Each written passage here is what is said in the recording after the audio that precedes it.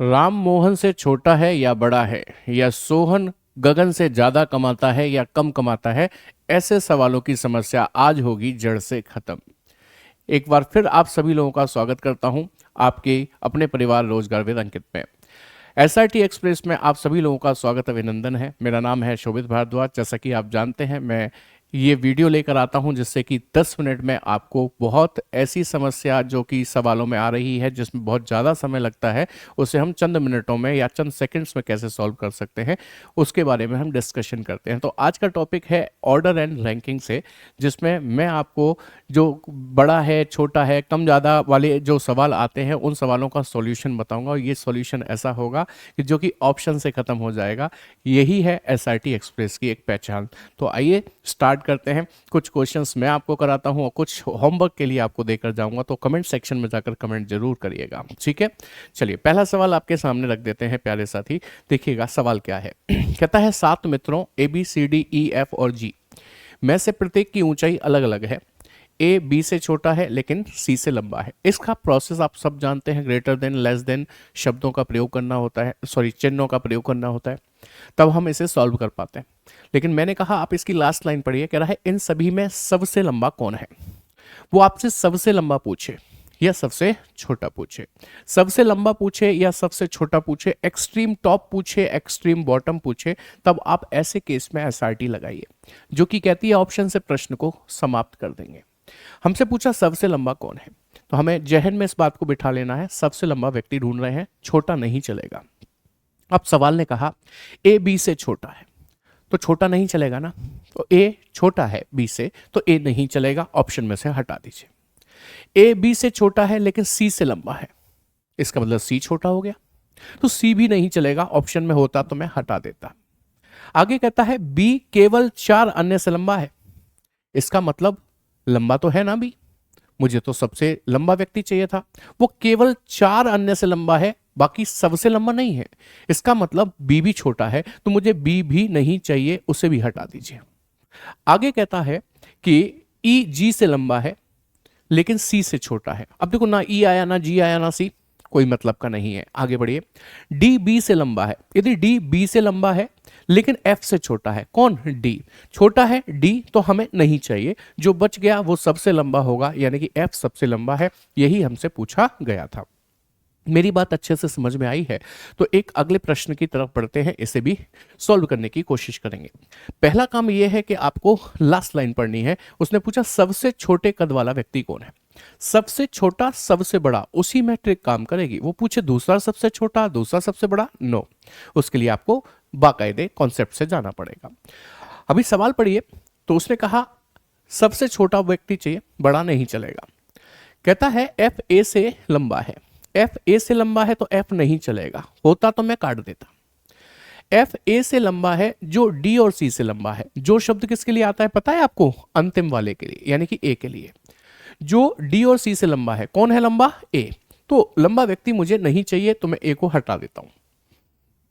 केवल 2 व्यक्ति ई से कद में छोटे हैं, इसका मतलब ई उनसे बड़ा है तो ई मुझे नहीं चाहिए, क्योंकि तो मुझे छोटे कद वाला चाहिए। आगे कहता है केवल 2 व्यक्ति ई से कद में छोटे हैं लेकिन उनमें से कोई भी सी नहीं है, तो कद में छोटा सी नहीं है, इसका मतलब, तो इसका मतलब सी बड़ा होगा सी, तो मुझे वो भी नहीं चाहिए। तो सबसे छोटे कद वाला व्यक्ति कौन है, बी है, ऑप्शन सी में दिया है, करेक्ट आंसर बन जाता है। उम्मीद करते हैं समझ में आ गई होगी बात। बढ़िए आगे अगले सवाल की तरफ। नेक्स्ट क्वेश्चन क्या कहता है, देखिएगा ये क्वेश्चन भी ऐसा ही है। लास्ट पढ़िए, देखो क्वेश्चन कितना लेंदी दिखाई दे रहा है, आप लास्ट पढ़िए। उसने क्या कहा कि किस छात्र को सबसे कम अंक मिले। हमें वो छात्र चाहिए जिसको सबसे कम अंक मिले, ज्यादा अंक वाला नहीं चाहिए। यहां से पढ़ना शुरू कीजिएगा। 7 छात्र PQ RST U और V एक कक्षा में शीर्ष रैंक प्राप्त करने वाले छात्र हैं, शीर्ष टॉप। कोई भी 2 छात्रों को समान रैंक नहीं मिली। सबसे अधिक अंक पाने वाले छात्र को प्रथम रैंक दी गई और सबसे कम अंक पाने वाले छात्र को 7वीं रैंक मिली। मतलब जो ज्यादा लाएगा उसे फर्स्ट मिलेगी, बट ऑब्वियस सी बात है। हमें कौन चाहिए, जिसको सबसे कम अंक मिले हो, ध्यान रखिएगा, ठीक है। पढ़िए, Q को R से कम, तो इसका मतलब R को ज्यादा, तो मुझे ज्यादा वाला नहीं चाहिए। Q को R से कम लेकिन T से अधिक मिले हैं, किसे, Q को, तो मुझे Q भी नहीं चाहिए, ऑप्शन में होता तो मैं हटा देता। आगे कहता है V को S से अधिक, तो मुझे V भी नहीं चाहिए, होता तो मैं हटा देता। यू को पी से अधिक, तो मुझे यू भी नहीं चाहिए। यू को पी से अधिक लेकिन एस से कम मिले हैं। क्यू को दूसरे स्थान पर सबसे कम मिले हैं लेकिन सबसे कम तो नहीं मिले। क्यू होता तो मैं हटा देता। और एस को दूसरे स्थान पर सबसे अधिक मिले हैं, एस होता तो मैं हटा देता। कह रहा है आर को पी से कम मिले हैं, तो इसका मतलब पी को ज्यादा मिले हैं, ज्यादा वाला मुझे नहीं चाहिए, तो सबसे कम अंक मिले हैं वो कौन है, टी। ऑप्शन ए आपका करेक्ट आंसर बन जाता है। आई होप ये बात भी आपको अच्छी तरीके से समझ में आ गई होगी। चलिए बढ़ते हैं आगे अगले सवाल की तरफ। ये सवाल छोटा सा है और मुझे लगता है कि ये आपको और बेहतर तरीके से समझा देगा इस ट्रिक को। जैसे उसने कहा इनमें सबसे लंबा कौन है, सबसे लंबे पर नजर रखिएगा, छोटा व्यक्ति नहीं है पसंद हमको, ध्यान रखें। तो उसने कहा आर एम से लंबा है, तो एम छोटा है, छोटा व्यक्ति मुझे नहीं लगेगा, नहीं चलता। आगे कहता है एम पी से लंबा है, तो पी छोटा है, पी होता तो मैं हटा देता। एस आर से लंबा है, तो आर छोटा है, हटा दो, छोटा व्यक्ति नहीं चलेगा हमारे लिए। एच पी से कद में छोटा है, छोड़ दो, एच पी कोई नहीं आया। यू एन से लंबा है, तो एन छोटा है, तो होता मैं हटा देता। यू एन से लंबा है और एच से कद में छोटा है कौन, यू, तो यू भी नहीं चलेगा, हटाइए। जो सबसे लंबा है वो एस है, आपका करेक्ट आंसर बन जाता है। उम्मीद करते हैं चीजें समझ में आ रही होंगी बेहतर तरीके से, कोई दिक्कत समस्या नहीं होगी इसमें आपको। चलिए लीजिए एक और सवाल देख लेते हैं। ये सवाल क्या कहता है, आपको सबसे पहले लास्ट लाइन पढ़नी है ये डिसाइड करने के लिए कि हमें एसआरटी टेक्निक लगानी है कि नहीं लगानी है ना। ये डिसाइड करने के लिए सबसे लास्ट लाइन पढ़िए। जैसे कि उसने कहा सबसे कम अंक किसने प्राप्त किए, सबसे कम अंक वाला व्यक्ति चाहिए, ज्यादा वाला नहीं चाहिए इस बार मुझे, सबसे कम अंक वाला व्यक्ति चाहिए। तो नोटिस कीजिए उसने कहा ई के अंक केवल एक छात्र से कम थे, इसका मतलब बाकी से तो अधिक थे, तो मुझे ई नहीं चाहिए क्योंकि सबसे कम नहीं होंगे ई के। कह रहा है के ने केवल एक छात्र से अधिक अंक प्राप्त किए, अधिक तो किए ना, तो सबसे कम तो नहीं हो सकता ना, कि होता तो मैं हटा देता। फिर कह रहा है एच के अंक आई से अधिक है, तो अधिक वाला तो चाहिए ही नहीं ना, एच होता तो मैं हटा दूंगा लेकिन है ही नहीं। एच के अंक आई से अधिक है लेकिन ई से कम है, तो ई ज्यादा ला रहा होगा, वो तो हम पहले ही हटा चुके हैं। ना तो एफ ना ही जी को सबसे कम अंक मिले हैं, तो एफ तो गया काम से, हमें तो सबसे कम वाला ही चाहिए था, वो मना कर रहा है, एफ और जी को किसी को कम अंक नहीं मिले। आई के अंक के से अधिक थे, तो अधिक वाला तो मुझे चाहिए ही नहीं, आई को भी हटा दीजिए, तो सबसे कम अंक किसे मिल रहे होंगे, जे को, ऑप्शन डी लगा दीजिए, करेक्ट आंसर बन जाता है। उम्मीद है समझ में आ गई बात। बताइए कोई दिक्कत है इसमें। आप जब मैं सवाल आपके सामने रखता हूं, क्योंकि ये शॉर्ट वीडियो है तो मैं तो तुरंत सॉल्यूशन कराना शुरू कर देता हूं, आपको क्या करना चाहिए, पॉज, रोक लीजिए वीडियो को और आराम से खुद सॉल्व कीजिए, क्योंकि आप सीख तो चुके ही हैं। अब जैसे इस वीडियो को पॉज कीजिए, सॉल्व कीजिए और लौट कर मेरे पास आइए, फिर बताइए कि आपका मेरा आंसर मैच कर रहा है कि नहीं, कमेंट सेक्शन में जाके बता दीजिए, है ना। चलिए 5 सहेलियों पूनम, रेखा, नेहा, रेखा, श्रुति और ट्विंकल में केवल 3 अन्य सहेलियों, ट्विंकल केवल 3 अन्य सहेलियों से लंबी है।